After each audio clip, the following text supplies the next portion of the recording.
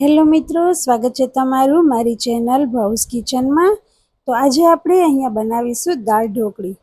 જો કંઈ પણ શાક ના હોય અને કંઈ પણ સરસ ખાવાનું મન થાય તો દાળ ઢોકળી એક બેસ્ટ ઓપ્શન છે। અને અમારા ઘરે અઠવાડિયામાં એક વખત અચૂકથી દાળ ઢોકળી બને છે।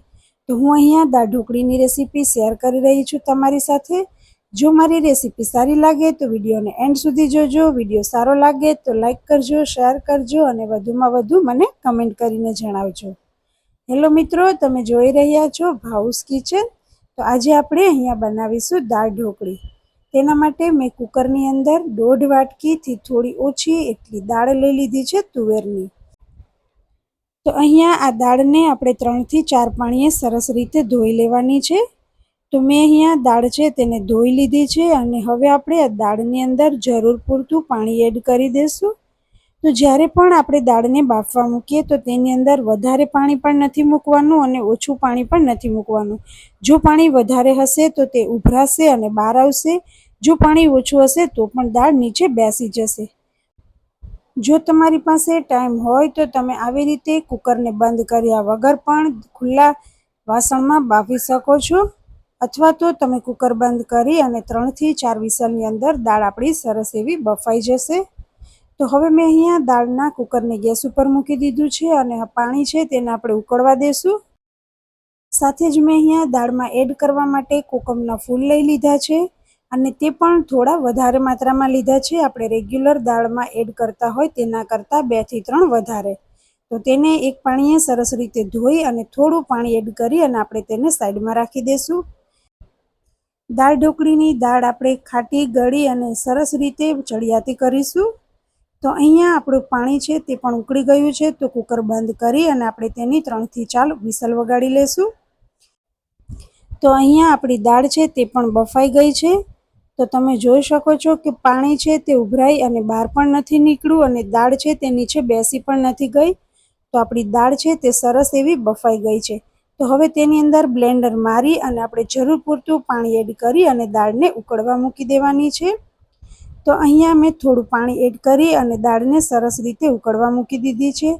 જો હું તમને બતાવું તો દાળ આટલી પાતળી રાખવાની છે જેથી કરી અને દાળ ઉકળે અને વધારે ઘટ ના થઈ જાય। હજુ જ્યાં સુધી આપણે ઢોકળી બનાવી અને એડ કરીશું ત્યાં સુધી દાળ છે તે ઉકળશે તો વધારે ઘટ થઈ જશે, માટે મેં થોડી દાળ શરૂઆતથી જ પાતળી રાખી છે। તો તેની અંદર આપણે ગોળ એડ કરી દઈશું। સાથે જ જે કોકમ પલાળીને રાખ્યા છે તે કોકમને પાણીની સાથે જ આપણે દાળની અંદર એડ કરી દઈશું અને હવે આપણે દાળને ધીમા તાપે ઉકળવા દેવાની છે। તો જ્યાં સુધી આપણે બીજી બધી તૈયારી કરીએ ત્યાં સુધી દાળ ઉકળશે અને વચ્ચે વચ્ચે આપણે તેને હલાવતા પણ રહેવાનું છે। તો અહીંયા મેં એક વાસણની અંદર ઘઉંનો ઝીણો લોટ લઈ લીધો છે, જે આપણે રેગ્યુલર રોટલી બનાવતા હોઈએ તે। તેની અંદર 3 નાની ચમચી લાલ મરચું પાવડર એડ કરીશું। સાથે જ અડધી ચમચી હળદર એડ કરીશું। આ લોટ આપણે જે થેપલાનો લોટ બાંધતા હોય તે રીતે જ બાંધવાનો છે। ફક્ત હું આની અંદર લીલા ધાણા છે તે એડ નથી કરી રહી। ધાણા જીરું, થોડી હિંગ અને સ્વાદ પ્રમાણે મીઠું એડ કરી દેશું। સાથે જ મેં અહીંયા 1 ચમચી આખા અજમા લઈ લીધા છે। ઢોકળીની અંદર પણ આપણે જેટલો મસાલો ચડિયાતો નાખીશું તેટલી જ આપણી ઢોકળી છે તે સ્વાદિષ્ટ થશે। તો અહીંયા આપણે બધા જ મસાલા એડ કરી દીધા બાદ આપણે તેને સાઈડમાં રાખી દઈશું અને તેની અંદર આપણે મોણ માટે તેલ એડ કરીશું। તો અહીંયા આપણે વધારે પડતું તેલ પણ એડ નથી કરવાનું અને તેલ થોડું ઓછું ના રહે તેનું પણ આપણે ધ્યાન રાખીશું। તો મેં અહીંયા 3 મોટી ચમચી તેલ એડ કર્યું છે। જે રીતે આપણે થેપલામાં મુઠ્ઠી પડતું મોણ આપતા હોય તેટલું અથવા તેનાથી સહેજ ઓછું। તો મોણને હવે લોટમાં સરસ રીતે હાથેથી મિક્સ કરી દઈશું। તો અહીંયા આપણું મોણ પણ સરસ દીધેલું છે। તો હવે થોડું થોડું પાણી એડ કરતા જઈશું અને આપણે સરસ એવો થેપલાનો લોટ અહીંયા બાંધી લેશું। તો હું આની અંદરથી થોડા થેપલા પણ બનાવવાની છું, માટે મેં લોટ થોડો વધારે બાંધ્યો છે। અહીં આપણે દાળની અંદર ફક્ત નાની હોય તો 3 અને મોટી હોય તો 2 ઢોકળી છે તે જ એડ કરવાની છે। તો આવી રીતે આપણે સરસ એવો લોટ તૈયાર કરી દઈશું અને અહીં આપણી દાળ છે તે પણ ઉકળી ગઈ છે। તો સૌપ્રથમ આપણે દાળનો વઘાર કરી લઈશું। ત્યારબાદ આપણે છેલ્લે તેની અંદર ઢોકળી એડ કરવાની છે. તો અહીંયા દાળ ઉકળતી હોય ત્યારે જ આપણે મીઠો લીમડો હોય તમારી પાસે તો એડ કરી દેવાનો છે. તો લીમડો છે તેનો સ્વાદ પણ સરસ દાળની અંદર બેસી જશે. તમે એને વઘારમાં પણ એડ કરી શકો છો, પણ હું ડાયરેક્ટ દાળની અંદર જ એડ કરી દઉં છું. તો અહીંયા મેં એક વઘાર કરવાના વાસણની અંદર થોડું તેલ એડ કરી દીધું છે. તેની અંદર તેલ ગરમ થાય એટલે 1 ચમચી રાઈ, 1 ચમચી જીરું અને સહેજ આપણે હિંગ એડ કરી દઈશું. સાથે જ મેં અહીંયા બાદિયા, તજનો ટુકડો અને 2 થી 3 લવિંગ અને સૂકું લાલ મરચું છે તેને વઘારમાં મૂકી દીધું છે. અને હવે વઘાર છે તેને આપણે દાળની અંદર એડ કરી દઈશું. તો હું અહીંયા વઘારની અંદર લાલ મરચું મૂકવાનું ભૂલી ગઈ હતી, તો આપણે ઉપરથી લાલ મરચું છે તે એડ કરી દઈશું. જો તમે લાલ મરચું વઘારની અંદર એડ કરશો તો દાળનો કલર છે તે ખૂબ જ સરસ આવશે. અને હવે આપણે સરસ રીતે હલાવી અને દાળને ઉકળવા દેશું અને તૈયાર કરેલા લોટમાંથી ઢોકળી વણી અને આપણે દાળની અંદર એડ કરીશું. તો અહીંયા આપણે તૈયાર કરેલ લોટમાંથી લુવા બનાવીશું. તો હું અહીંયા દાળની અંદર 2 ઢોકળી એડ કરવાની છું, જે હું મોટી મોટી વણીશ. જો તમે નાની સાઈઝની વણવાના હોય તો આવી રીતે 3 લુવા બનાવી અને કરી શકો છો. તો આવી રીતે લુવા બનાવી અને 3 ઢોકળી છે તે એકસાથે વણી લેવાની, જેથી કરી અને આપણે ઢોકળી નાખતી વખતે ઝડપથી આપણે એડ કરી શકીએ. તો હું આમાંથી એક લુવું લઈ અને તેમાંથી એકદમ સરસ પાતળી, જે આપણે રોટલી બનાવતા હોય તેનાથી થોડી જાડી એવી ઢોકળી હું અહીંયા તૈયાર કરી લઈશ. તો અહીંયા આપણે અટામણ લેવાની જરૂર પણ નહીં પડે. જો તમે વણતા ફાવતું હશે તો અટામણ વગર પણ ખૂબ જ સરસ આવી રીતે ઢોકળી વણાઈ જશે. અને જો તમે અટામણ લેવા ઈચ્છતા હોય તો પણ તમે લઈ શકો છો. તો વધારે જાડી પણ નહીં અને પાતળી પણ નહીં તેવી આપણી ઢોકળી અહીંયા તૈયાર થઈ ગઈ છે. અને આ બાજુ આપણી દાળ છે તે પણ સરસ રીતે ઉકળી ગઈ છે. તો આપણે તૈયાર કરેલી ઢોકળીને દાળની અંદર એડ કરી દઈએ. ઢોકળી એડ કર્યા પછી પણ ઢોકળી પાકે ત્યાં સુધી આપણે દાળને ઉકળવા દેવાની છે. તો આવી રીતે આપણે નાના નાના કટ કરી અને ચોરસ અથવા લંબચોરસ તમને જે પસંદ હોય તે શેપમાં આપણે ઢોકળીને કટ કરી લેવાની છે. તો અહીંયા મેં નાના નાના ચોરસ ટુકડા કર્યા છે. અને હવે તે ઢોકળીને આપણે દાળની અંદર એડ કરી દઈશું.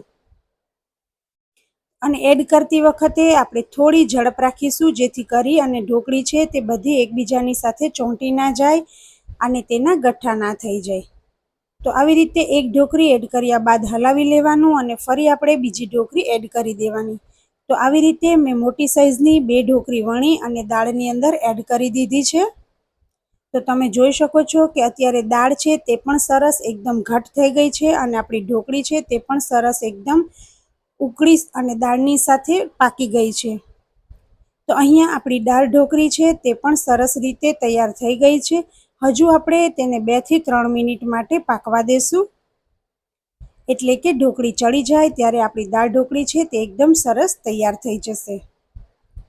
તો જો તમે આવી રીતે દાળ ઢોકળી ના બનાવતા હોય તો એકદમ ટ્રેડિશનલ રીત અને કોકમ સાથે તૈયાર થતી આ દાળ ઢોકળી સ્વાદમાં ખૂબ જ સરસ લાગે છે. તો તમે પણ ઘરે ચોક્કસથી ટ્રાય કરજો. અને આ સમયે મને ચાખતા થોડું મીઠું ઓછું લાગતું હતું, એટલે મેં દાળની અંદર થોડું મીઠું એડ કર્યું છે. મીઠું એડ કરી અને આપણે સરસ રીતે હલાવી લેશું. તો અહીંયા આપણી સરસ મજાની દાળ ઢોકળી છે તે તૈયાર થઈ ગઈ છે. તો હવે આ તૈયાર થઈ ગયેલી દાળ ઢોકળીને આપણે એક બાઉલની અંદર લઈ લઈશું. અને આ સમયે આપણે ગેસની ફ્લેમ છે તે પણ બંધ કરી દઈશું. તો જો ઘરે કંઈ પણ શાક ના હોય અને તો પણ ટેસ્ટી ખાવાનું મન થાય તો આવી રીતે દાળ ઢોકળી બનાવી અને તમે ખાઈ શકો છો. સ્વાદમાં ખૂબ જ સરસ લાગતી આ દાળ ઢોકળી ઘરમાં બધાને ભાવશે. ઉપરથી આપણે થોડા લીલા ધાણા છે તેને એકદમ ઝીણા સમારી અને એડ કરી દઈશું. તો તમે જોઈ શકો છો કે દાળ વધારે ઘાટી પણ નહીં અને પાતળી પણ નહીં, અને આપણી ઢોકળી છે તે પણ વધારે મોટી સાઈઝ પણ નહીં અને નાની પણ નહીં, એકદમ પરફેક્ટ માપ સાથે એકદમ સરસ દાળ ઢોકળી છે તે અહીંયા તૈયાર થઈ છે. તો જો તમે પણ આવી કોકમવાળી દાળ ઢોકળી ના બનાવતા હોય તો ઘરે ચોક્કસથી ટ્રાય કરજો. અને અમે દાળ ઢોકળીની સાથે ભાત અને જે વધેલા લોટ છે તેમાંથી તૈયાર થયેલા થેપલા છે તેને સર્વ કરીએ છીએ. તો મેં અહીંયા પ્લેટની અંદર ભાત લઈ લીધા છે. આપણે તેની અંદર દાળ ઢોકળી એડ કરીશું. સાથે જ મેં ડુંગળી સમારી અને તેની અંદર મસાલો એડ કર્યો છે. તો અમારા ઘરે અઠવાડિયામાં એક વખત આ મેનુ અચૂકથી હોય છે. તો જો આ રીતથી તમે પણ દાળ ઢોકળી બનાવશો તો એકદમ સ્વાદિષ્ટ દાળ ઢોકળી તૈયાર થશે.